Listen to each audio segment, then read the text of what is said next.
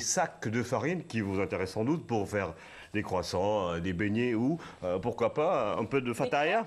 Ben oui, des crêpes ou bien le fataya local là, avec beaucoup de sardinelles. Le fameux yaboy sénégalais, ça le fait.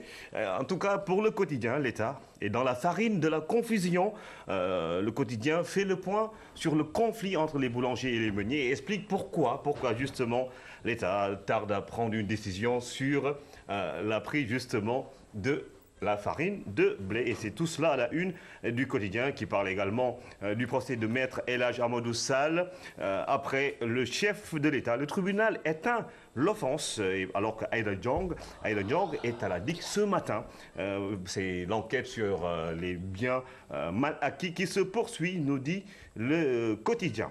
Sur la piste de 38 milliards, encore de l'argent, à la une de Sud Quotidien qui parle de blanchiment d'argent et de financement du terrorisme au Sénégal. Sur la piste et à la une, beaucoup de liasses de billets, 38 milliards donc, pour faire face à ces deux phénomènes. Et puis on parle également de ces biens mal acquis, sortie libre du palais de justice hier. Maître Ousmane Ngom flingue la procédure d'audition, écrit donc le journal Sud Quotidien qui parle de ce saccage de la paroisse de Darou Khoudoss, des fidèles meurtris, inadmissibles, écrit Vieux Savané dans son commentaire du jour. Encore de l'argent. Rien que pour vous, 5 milliards sont en cause. Aïda Ndiong est à la DIC ce mercredi. Libération annonce son audition aujourd'hui. Wade lui a offert, selon le journal, un marché pour l'équipement des maisons de l'outil payé avec l'argent des fonds politiques. Révélation de Libération qui parle également de quelques manœuvres au Palais de la République.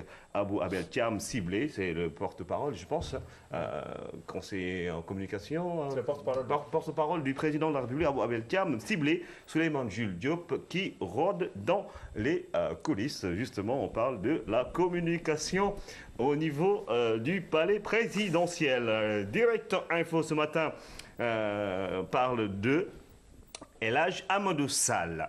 Fin de la poursuite contre El Hadj Amadou Sall. Audition de l'ancien ministre de l'Intérieur, Macky Sall, ravale sa colère. Ousmane Ngom l'exprime à la une de Direct Info. On parle de tout cela alors que Luc Nicolaï a été entendu dans le fond sur le dossier du Lamentin Beach. Et puis les charges se multiplient contre Aïdara Sylla, nous dit Direct Info, alors que voilà, les femmes de Benno Bokk Yakaar prennent la défense de Y'en a marre.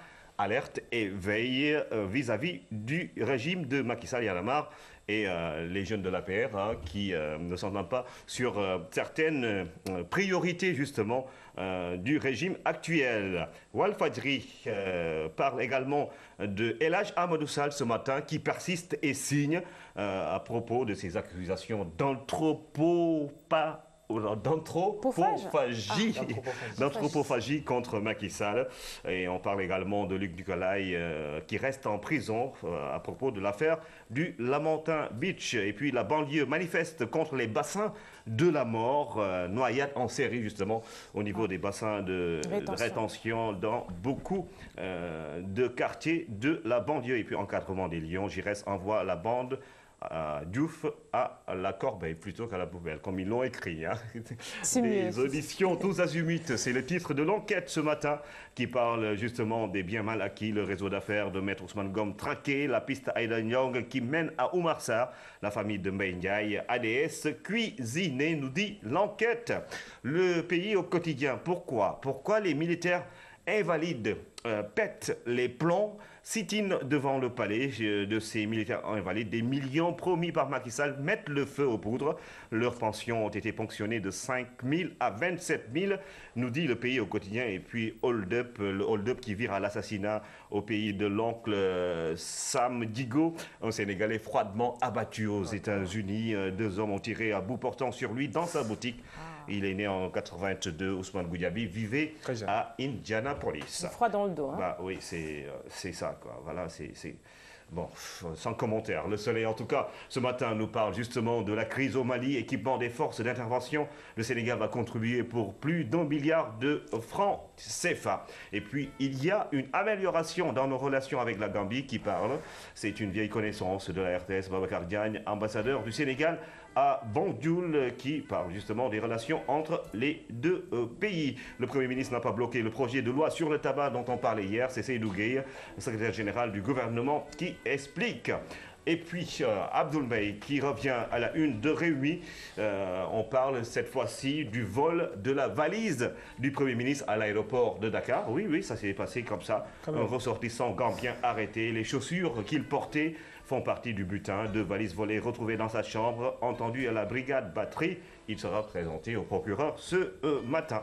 Voilà, c'est tout cela dans Rewmi. Et puis Diène Farba n'a pas limogé Amadou Diouf. Précision du directeur général de l'APIX. 41 bougies pour qui?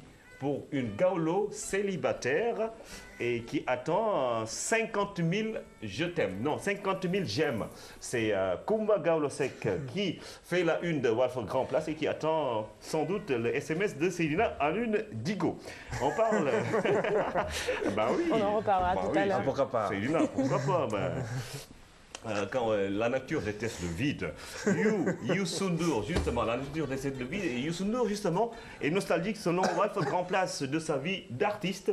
C'est à la une de Walf Grand Place qui parle du ministre du Tourisme. Les prédictions de Selbé ne me perturbent pas. On est, devinez-le, dans l'arène. C'est Balla Gaye 2 qui parle des prédictions de Selbé Ndom, la voyante. Qu'on prédise ma victoire ou ma défaite ne change rien à mes entraînements, dit-il. Et puis, le doute s'installe pendant ce temps autour de gris, pas gris-gris, ni gris... voilà, c'est du gris et du bordeaux. À la une de Walf Sport, il est habillé en blanc et en orange avec un foulard noir.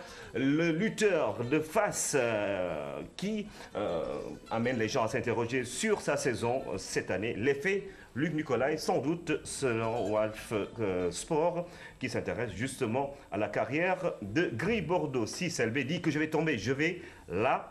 Bah, je ne sais pas qu'est-ce qui s'ensuit, mais on ne peut pas savoir. Je crois savoir que quand ça sort de Balla Gaye, ça doit être un arsenal. Très arène. Très, ça arène, doit être des tchakabal à n'en plus finir, alors que Tapha Tine croit à la bagarre. Mais attention, c'est à la une de Sunoulamb que Pape Diop Boston, ancien champion d'Afrique, parle.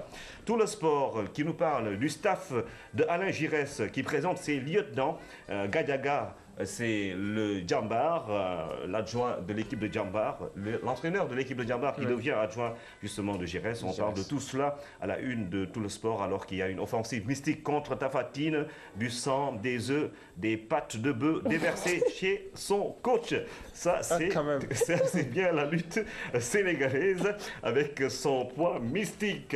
Stade, que dit Stade ce matin? Je suis jeune et j'ai beaucoup à apprendre. C'est Gadiaga, coach adjoint des Lions, qui parle, alors que Giresse revient sur le choix du stade du 28 septembre.